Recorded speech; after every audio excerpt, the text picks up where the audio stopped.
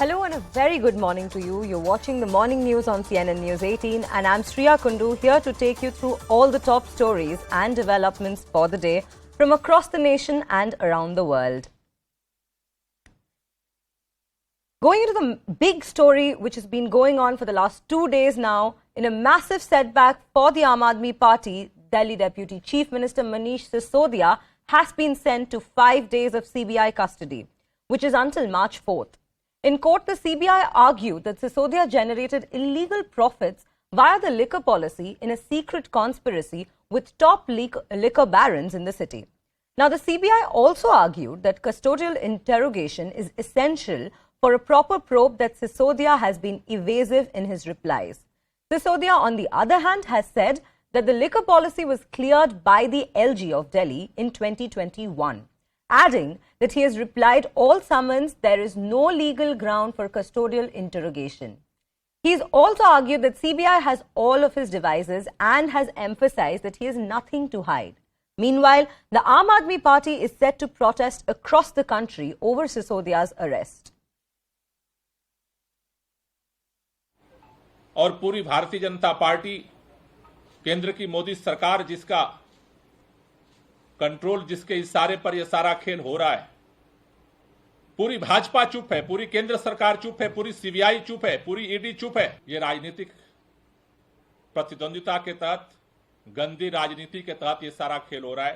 पापी आपको भी पता है कि एक्यूज नंबर 1 कट्टर बेईमान है और आज ये आदेश आने के बाद ये बात सिद्ध हो गई है। तब रोक लगानी चाहिए थी जब इनके शराब घोटाले वाले मंत्री, लूट की खुली छूट अरविंद केजरीवाल जी की सरकार में थी। मनीष सिसोदिया जी आरोपी नंबर 1 हो सकते हैं, लेकिन किंग पिन अरविंद केजरीवाल है और सीबीआई ने पूरी जांच करने के बाद उनकी गिरफ्तारी की है। जांच में सहयोग करना चाहिए। कल की हमारी प्रेस कॉन्फ्रेंस देखिए, कल ही हमने बता दिया था कि सीबीआई आज कोर्ट में पेश करेगी तो कस्टोडियल इंट्रोगेशन के नाम पे 5 दिन की रिमांड, हमने दिन भी बताया कितने दिन की रिमांड मांगी जाएगी, 5 दिन की रिमांड मांगी जाएगी। और ये स्टेप 1 है, स्टेप 2 क्या होगा, 3 सब बताया था। और बता क्यों पाए थे? क्योंकि ये सारी स्क्रिप्ट जो सीबीआई कह रही है या कर रही है, सारी स्क्रिप्ट जो है ना भारतीय जनता पार्टी के दफ्तर में बैठ के लिखी गई है। CBI, income tax, ED, Delhi की पुलिस, ये सारे भारतीय जनता पार्टी के अनुषांगिक संगठन के तौर पे प्रकोष्ठ होते हैं, यूथ विंग, महिला विंग, बिल्कुल वैसे ही फ्रंटल ऑर्गेनाइजेशन के तौर पे बीजेपी के काम कर रहे हैं। सिर्फ और सिर्फ राजनीतिक कारणों से और अपने घोटालों पर पर्दा डालने के लिए नरेंद्र मोदी जी की सरकार ने मनीष सिसोदिया को गिरफ्तार किया है। अरविंद केजरीवाल जी की सरकार, जो पूरे देश में सबसे बेहतरीन काम कर रही है, अनुकरणीय काम कर रही है, लोगों को फ्री बिजली देना, फ्री शिक्षा देना, फ्री स्वास्थ्य की व्यवस्था देना, बुजुर्गों की तीर्थ यात्रा कराना, दरअसल यह गले की हड्डी बन गया नरेंद्र मोदी जी की। वो नहीं चाहते कि देश के अंदर एक ऐसी सरकार चले जो दुनिया और देश के लिए उदाहरण बने। परेशानी यह है, जो दिल्ली सरकार की लोकप्रियता पूरे देश में बढ़ रही है, अरविंद केजरीवाल और आम आदमी पार्टी की लोकप्रियता पूरे देश में बढ़ रही है, उससे बौखला कर यह कार्रवाई की जा रही है। ये तानाशाही की इंतहा है। अब सारे धागे खुलेंगे जब बैठेंगे सभी आरोपी एक साथ और होगा दूध का दूध, शराब का शराब। मुझे पूरा विश्वास है कि जिन लोगों ने दिल्ली को खून के आंसू रुलाया है, दिल्ली को लूटा है, भ्रष्टाचार किया है, अपराध किया है, उन लोगों को अपने किए की सजा अवश्य मिलेगी। दिल्ली के लोग ये जानना चाहते हैं कि आखिर इसका मास्टर माइंड कौन है। हमें पूरा विश्वास है कि जांच एजेंसी वहां तक भी पहुंचेगी। सवाल ये भी उठता है कि आखिरकार क्यों मनीष सिसोदिया इस पॉलिसी को बनाने के वक्त सलाह मशवरा लेंगे और बाकायदा इसको उनको दिखाएंगे, इससे पहले कि वो लागू होती है, उन सब लोगों को जो बाकायदा लिकर माफिया के और रिटेलर्स के बड़े बड़े नाम हैं। उसके बाद क्यों बाकायदा 144 करोड़ उन्होंने ऑर्डर के ज़रिए वापस दिलवाए उन लोगों को जो लाइसेंस अपने लिए मुहैया नहीं करा पाए थे।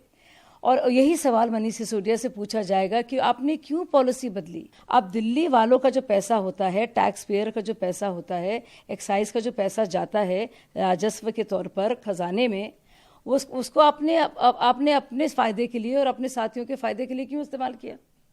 क्यों दिल्ली शहर का नुकसान किया? देखिए, मेमो अरेस्ट हो या इनका रिमांड एप्लीकेशन था, उनमें से कहीं भी कोई ऐसा रीज़न नहीं है जो कि as per the Supreme Court judgments valid हो। अब जुडिशियल प्रोसेस है, मैं उस पर कमेंट नहीं करूंगा, लेकिन सीबीआई की तरफ से there was no case made out. फिर भी बहुत दुर्भाग्यपूर्ण रहा कि जो उनकी 5 दिन की रिमांड की मांग थी वो ऑनरेबल जज ने पूरे का पूरा मान लिया। एक ऐसे व्यक्ति को जिसने कि शिक्षा में क्रांति किया, ऐसे व्यक्ति को जिसने शिक्षा के जरिए देश के लाखों करोड़ों बच्चों के जीवन में आशा किरण जगाई, इस प्रकार की चीज़ें जो हो रही हैं बहुत दुर्भाग्यपूर्ण है। आम आदमी पार्टी की स्ट्रेटेजी ये रहेगी कि हम जनता को बताएंगे कि ये पॉलिटिकल केस है, बीजेपी घबराए हुए जानबूझकर आम आदमी पार्टी के नेताओं को टारगेट कर उनकी छवि को खत्म और खराब करने में लगी हुई है। एक की तरफ से 5 दिन का रिमांड ये कहते हुए मांगा गया कि मनीष जी इस मामले में कोऑपरेट नहीं कर रहे हैं। इसका सीधा सीधा मतलब है कि मनीष जी वो भाषा नहीं बोल रहे हैं जो मनीष जी के खिलाफ सीबीआई इस्तेमाल कर सके। इसका मतलब ये है कि अब तक सीबीआई के पास मनीष जी के खिलाफ कोई एविडेंस नहीं है। सीबीआई अब तक उनके खिलाफ इतना सा भी एविडेंस इकट्ठा नहीं कर पाई है, इसलिए सीबीआई ने अब उनको अरेस्ट किया है और अब एविडेंस ढूंढने के लिए वो 5 दिन का समय मांग रहे थे। जज साहब ने 5 दिन का रिमांड दे दिया है। एक्यूज का फंडामेंटल राइट है कि वो चुप रहे। केस अपना साबित करना प्रोसिक्यूशन का काम है, सीबीआई का काम था, सिवाय इस बात के कि वो कोऑपरेट नहीं करे। सीबीआई ने आज एक भी ग्राउंड कोर्ट में नहीं बताया, जैसे कि अखबारों में आप पढ़ रहे हो या मीडिया में चल रहा है कि फाइलें डिलीट कर दी, डिस्ट्रक्शन ऑफ एविडेंस है। ऐसी कोई बात आज सीबीआई ने अपने आर्गुमेंट्स में और अपनी एप्लीकेशन में नहीं कही कि इनिशियल स्टेज है, इनिशियल स्टेज इन्वेस्टिगेशन की है। कोर्ट का जो एटीट्यूड है इनिशियल स्टेज पे क्रिमिनल लॉ में टिल्ट करता है प्रोसिक्यूशन एजेंसी की तरफ। उन्होंने कहा हमें इफेक्टिव इन्वेस्टिगेशन करनी है तो हमें 5 दिन का फुल इंटरोगेशन की परमिशन दी जाए, तो कोर्ट ने उनसे एग्री किया। अब हम आगे कोशिश करेंगे, 4 तारीख को हम बेल एप्लीकेशन मूव करेंगे।